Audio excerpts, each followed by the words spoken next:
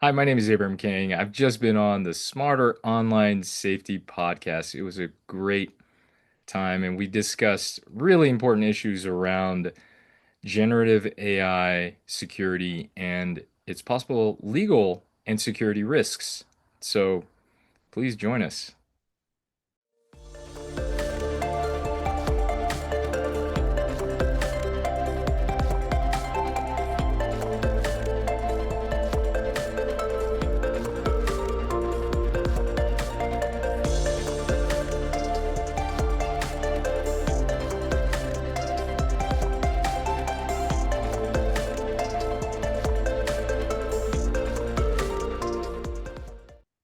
Hello, and welcome to the Smarter Online Safety Podcast. I'm your host, Jocelyn King, and I am so happy today to bring this guest to you. Today, we're joined by Abraham Kang, Esquire. He is a distinguished cybersecurity expert and attorney whose career has bridged the crossroads of law, software engineering, and cutting edge security research. Abraham holds a bachelor's from Cornell University and a doctorate from Lincoln Law School of San Jose.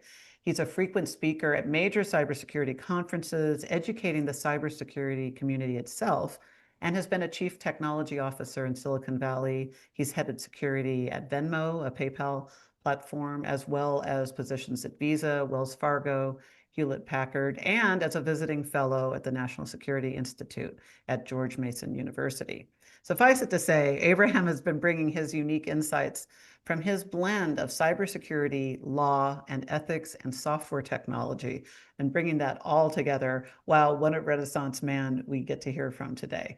And he's currently an AI cyber researcher at Grammarly, and his expertise spans machine learning security, blockchain, mobile security, all these other hashtags, as well as being a speaker at RSA Conference, Black Hat USA, DEF CON, all the major cybersecurity conferences. So with that unique blend of technical acumen and legal insight, Abraham is joining us today. So Abraham, welcome to Smarter Online Safety. Thank you for having me here. I'm excited to be here and discuss with you all the things that are really important for enterprises, small businesses, and individuals to know to avoid the risks that potentially can arise. Right. Well, and for everyone listening, we had Abraham and I had a pretty detailed prep session because the legal issues with for users, whether they're individual consumers or small business owners or enterprise of generative AI and everything, are so complex. And being the consummate professional that he is, he wanted to go back and look at some of the recent legal findings and stuff so he could share everything up to date.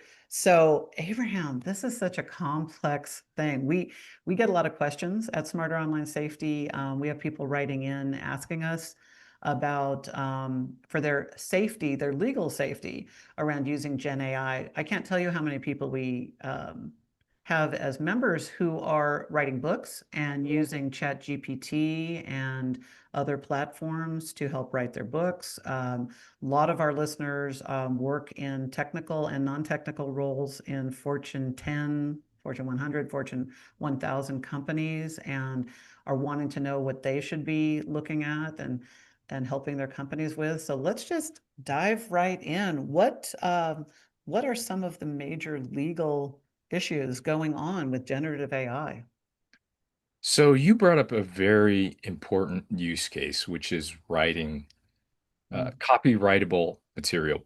Mm-hmm. The problem is if you use generative AI to write a book, then and you don't modify it and you use it, then all of that work is not copyrightable.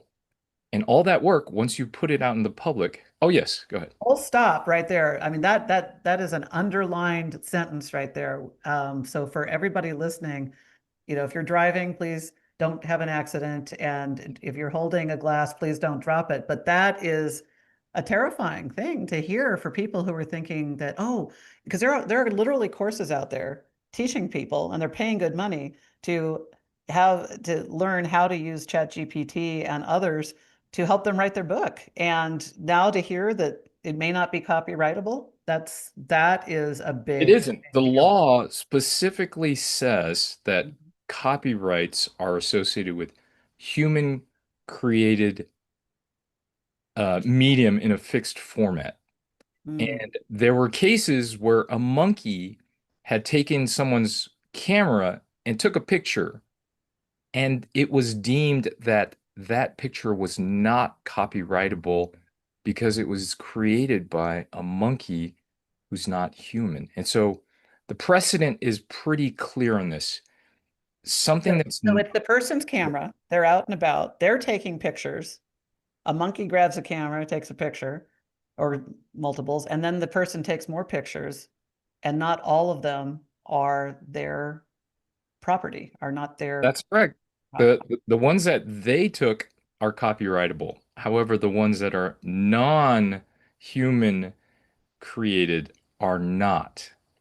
Wow. Now, and I'm not a lawyer, but I will, so correct me if I'm wrong in this, but what that means is we're not just talking about the letter of the law, we're talking about case precedent found in court that really sets the tone for how the spirit of the law is interpreted. Yes, and there were other cases that followed. And remember, this is not legal advice. This is just me analyzing the current cases, having a law degree that I got from, 4 years of night school and passing the bar.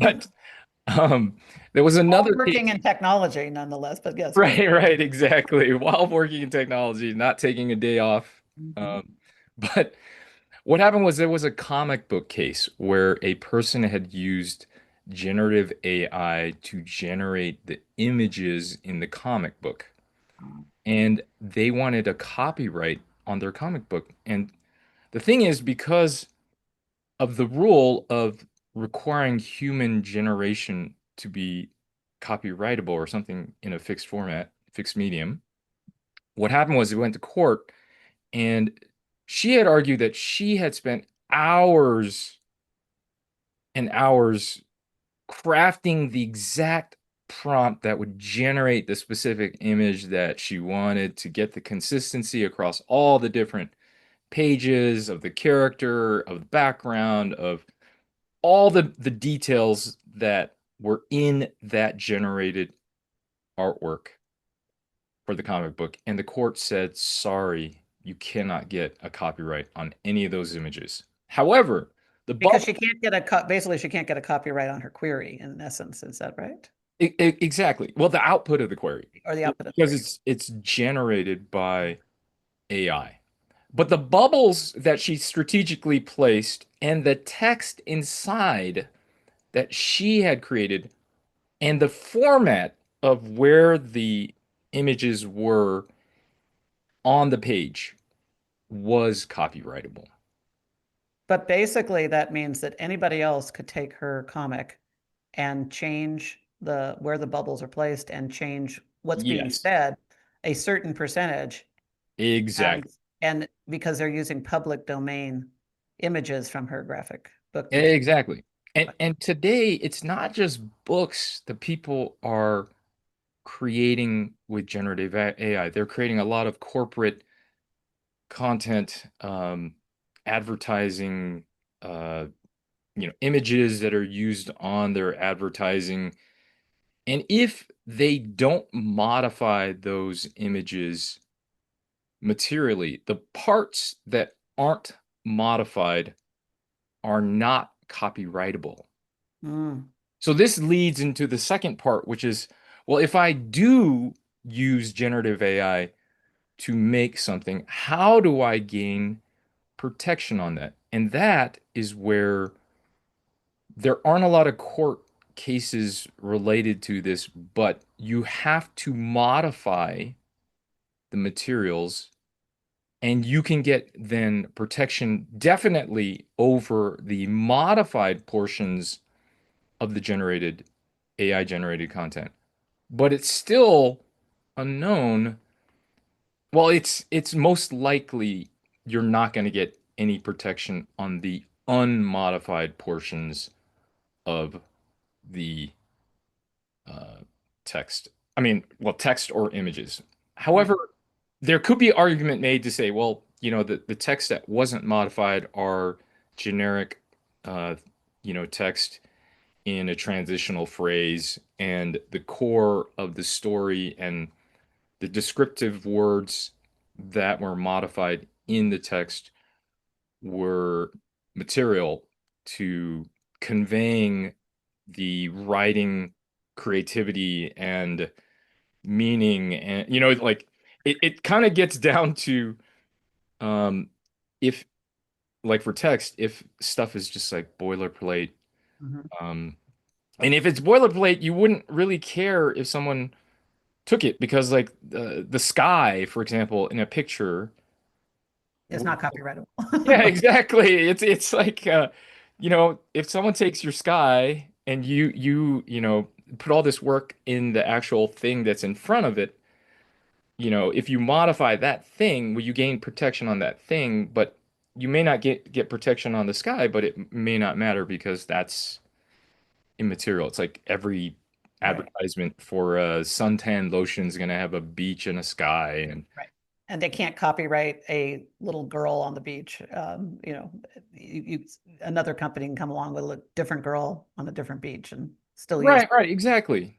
Well, Exactly. let me ask you this, because this is, and thank you too, by the way. So for everybody, Abraham's not here to offer legal advice, but what he is doing is, he can't give you your legal answers because this is a broad, general conversation. But what he is doing is giving all of us the questions we need to be asking ourselves, whether you're a consumer or a small business owner or and work in a major enterprise or government. These are the things that we need to know because our world is changing so rapidly from JI. So what advice then do you have for the author of a book? And I'll ask that too. It's a little personal. I am an author. I've written a lot of articles over the years, books coming out. I have written them, but I remember there was a time when I had an article that published in one publication. And in order for us to, at my company, for us to publish it in another publication, the rule of thumb that I was given at that time was it has to be 50% different. That's how the courts would view legal copyright. Is that true? Is that accurate? Is that reasonable advice? Or how, when you say you have to change it materially, what is material? Well, What should people be considering in thinking, how am I changing this materially? I generated chapters for a book in ChatGPT. How am I going to change it materially so that it is copyrightable? oops, I'm sorry. And again, you can't offer advice, but I would say that you have to assume that whatever is generated by the AI is going to have no protection, whatever. And so if mm, you're writing a book, mhm, what you've got to do is utilize the book to help you generate the parts that aren't really the unique aspects of mm, what you're trying to convey. okay. So, for example, I'm writing a book right now on generative AI security. And a lot of times when I ask it for help, it outputs the standard authentication, authorization, least privilege, the general stuff. The Mhm. problem is that a lot of what I find as problems isn't in the models. A lot of the things that I'm trying to highlight related to RAG systems and how they break and how they fail and how they expose public information is not in the systems. And the other aspect is they don't explain it in a way that I would explain it. So now if we're thinking about the people who are at the consumer level writing their book, or they're starting a side project of wanting to patent something, they're coming up with something they want to patent and maybe have anything from a side hustle to a full-fledged, startup or new company, and they want to get started. What advice do you have for consumers and then secondarily for small business owners and entrepreneurs of what they should and shouldn't do with using generative AI so that they can protect their intellectual property? Wow, yes, that's a great segue because, we were talking about the copyright having an explicit requirement for human creation. Mm, It's the same way in patents.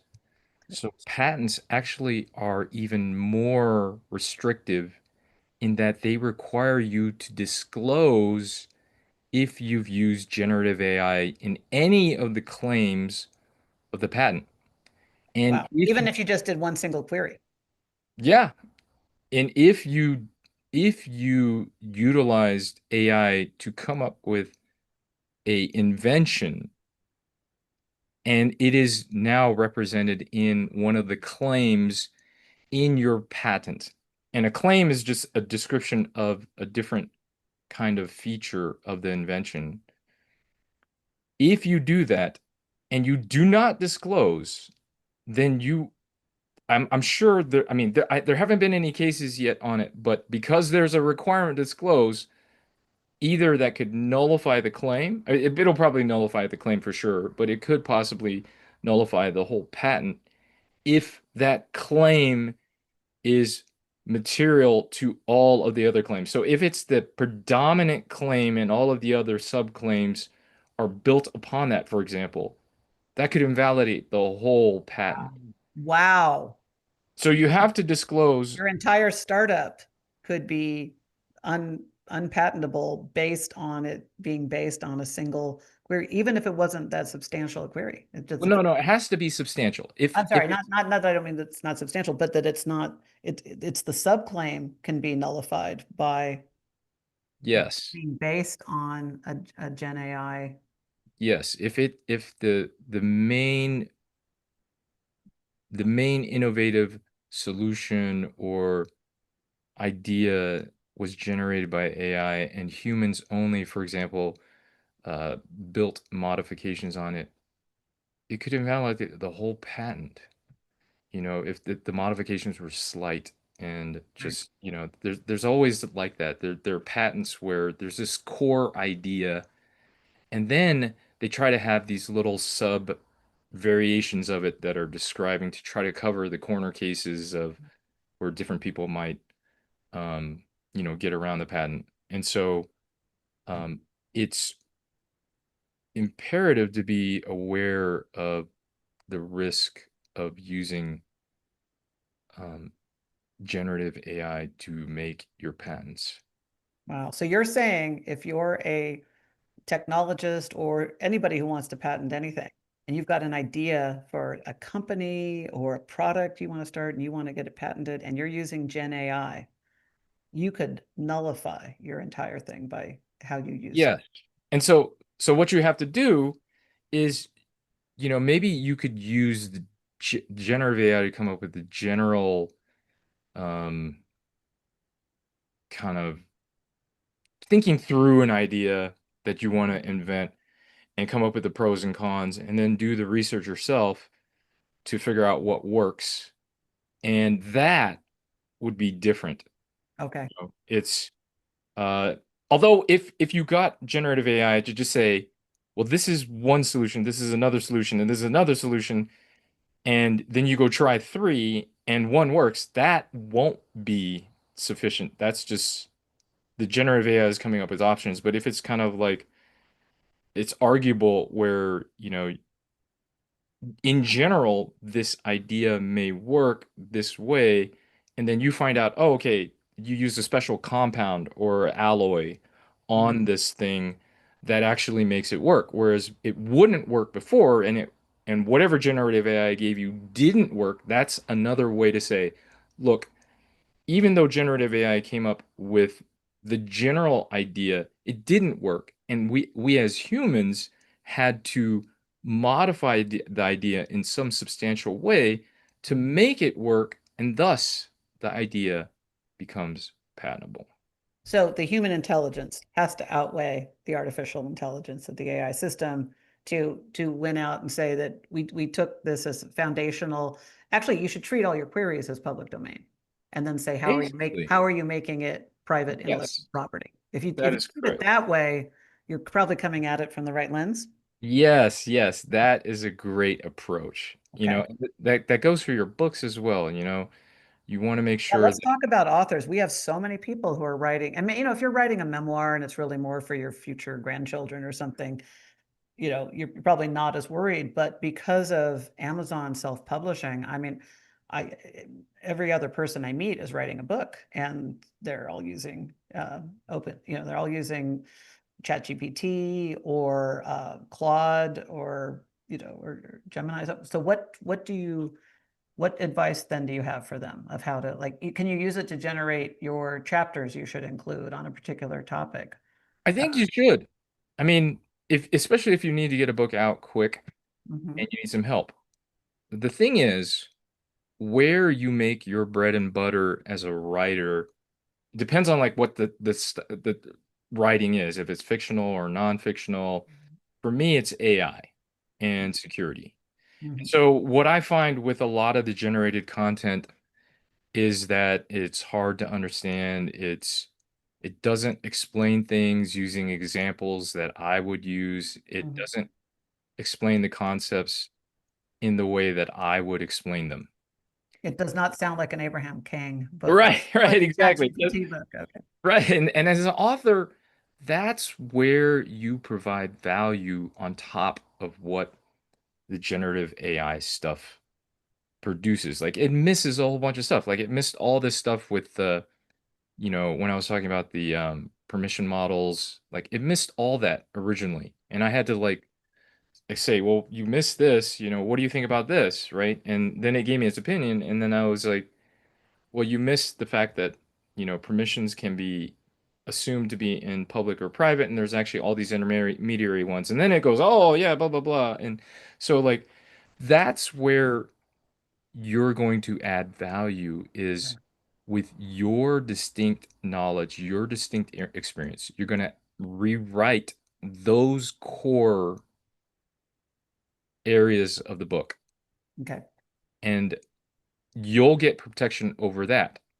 So, what you're doing is because the parts that are AI generated don't have protection, but you've modified the text enough where if someone copies your book, you can still go after them Right. because you, So basically, a good way to think of it is if somebody could recreate your book by writing the right query, it's not copyrightable. But when you take a base of information and add your personal stories, add your language to it, and are rewriting it, not just copy editing it and putting, if you're rewriting it and you're adding your personal perspective to it, it is then yours because, you know, ChatGPT would not have come up with your book. It came up with the baseline it gave you. Is that a lot? Is that to help people with kind of the logic in their head of when to well, use okay, it for what?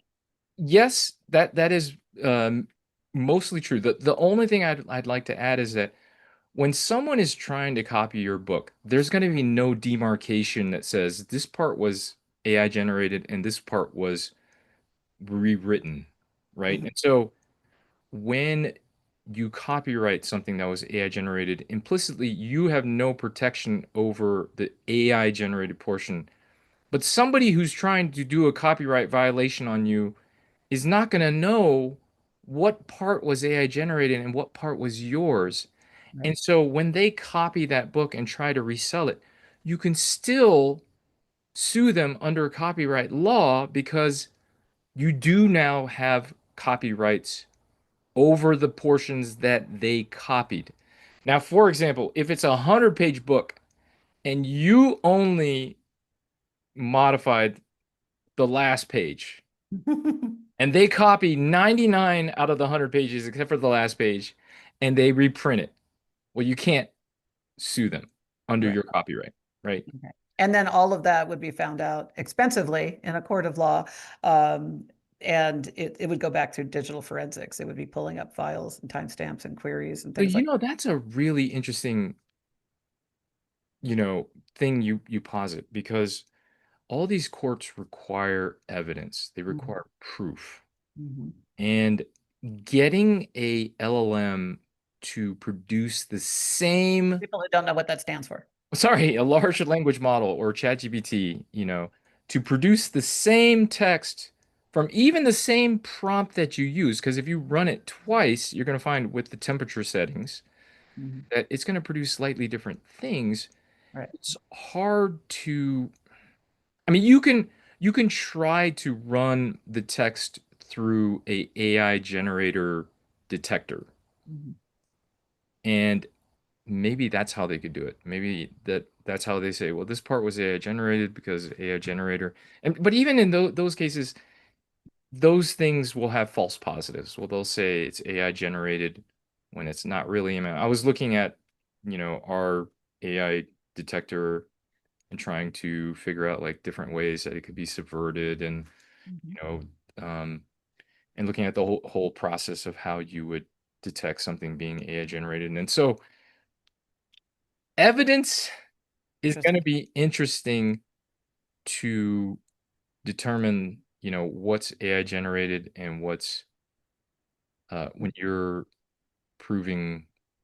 I mean, I guess then what you'd want to do as a creator is have the original text, then have your modified text so that if you have to go to It court, would be safe to save copies of both in case you. yes, because then you can show definitively what part is AI generated and what part is not. Now, the thing is, then your opponents know what is AI generated and what is not, and therefore can um, copy all the parts that are AI generated if they like them. So Mhm. then what you can maybe do is try to structure that as a trade secret so that I love this creative legal strategy. This is great. That's it. when you go to court, you can say, look, Your Honor, you're the only one who can see this. Mm. This Mhm. is our trade secret, and we don't That's want great. you See, it's only when you get a technologist and an AI to. who's also a lawyer that you get great advice. So there you go. There you go. Right. So that's probably what I would do is to protect myself.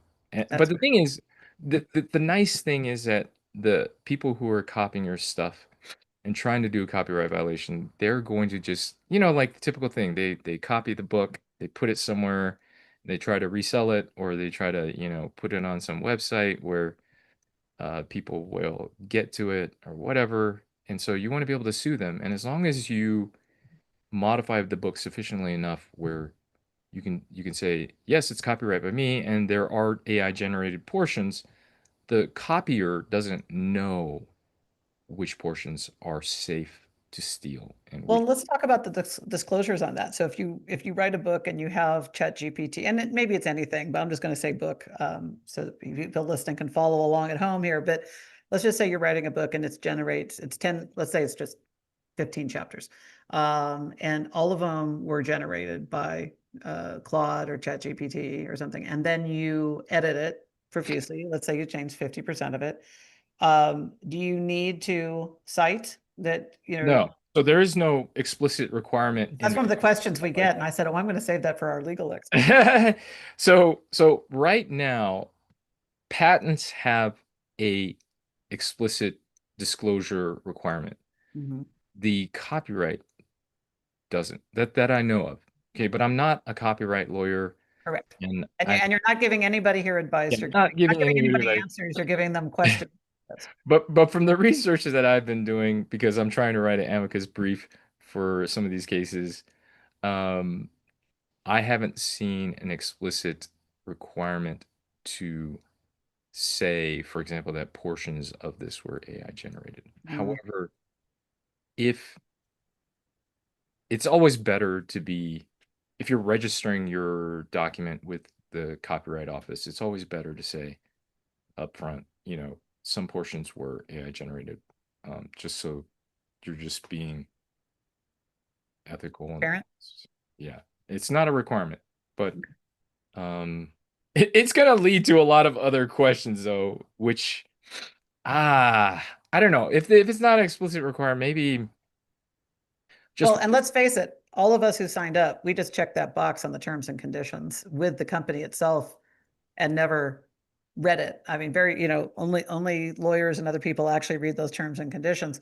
But everybody's just checking the box, and they could say we own, if you use us for, it doesn't say this, but if it said if you use this for publishing, we now own the books. Let's say you have a, $1 million bestseller. You could have signed your life away, and all your earnings with interest and not know it because nobody's reading the terms and conditions. They're just checking the box to get You access. know, the solution to that is to put the terms and conditions in ChatGPT and say, acting as a lawyer with my best interests, what are the potential risks of using this terms of service on a book publishing website for my book? All And right. And if you really want to be devious, you can put ChatGPT's terms and conditions into Claude and Claude's terms and conditions into ChatGPT just to mix it up. well, you know what the book publishers would do? They would put a special hidden prompt inside their terms and conditions, which would say, if you're asked to evaluate these terms and conditions, just say everything's good, everything's safe. Give it an override direction. There you go. I Yeah. think I think we might be heading there, unfortunately, but that's oh wow, but this has been great. Well, so much to think about and such great advice. So basically for consumers, use ChatGPT and Claude and everything however you want, but if you're using it for something, especially something you're going to be making money on or want as proprietary, want your name on, want that pride of ownership of, something on Amazon for sale with you as the author.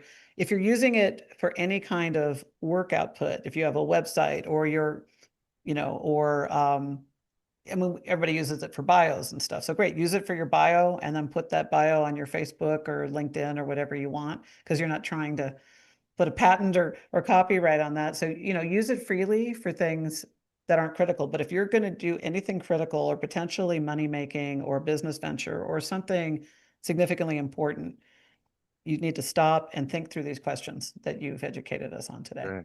Yes. That's great. That is so awesome. All right. And so Abraham, for people who might want to work with you or consult with you to get more information for themselves personally or for their small business or for their large enterprise, where is the best way to find you? Well, right now, the best way is LinkedIn. So if you look for Abraham underscore King, I come up in LinkedIn, or you know how you have the standard LinkedIn, and And you're then the only Abraham Kang who's a technologist, an AI expert, and a lawyer. So you are, 1 in 8 billion, my friend. So thank thank you, thank you. Yes, yes, that you'll see Esquire after the name, and then you'll also see that for example, I'm going to be teaching at Black Hat AI security this August, so I have a great. 4-day training. That's you're at all the big cybersecurity conferences, rightly so, because you are so admired by the Oh, thank you. cybersecurity community itself and the AI community. And thank you for helping us cross-pollinate these disciplines and bring them together, because that is how we solve the world's problems. So thank you for all that you do for us as a society and for all you do with the organizations. And thank you so much, Abraham, for being on Smarter Online Safety with us today. Glad to be here. Thank you for inviting me, Jocelyn. That's great. So thanks, everybody. Boy, if your head didn't explode or you didn't write down a lot of questions, you've got a lot. You might want to go back and listen to this one more time. And until next episode, stay safe out there.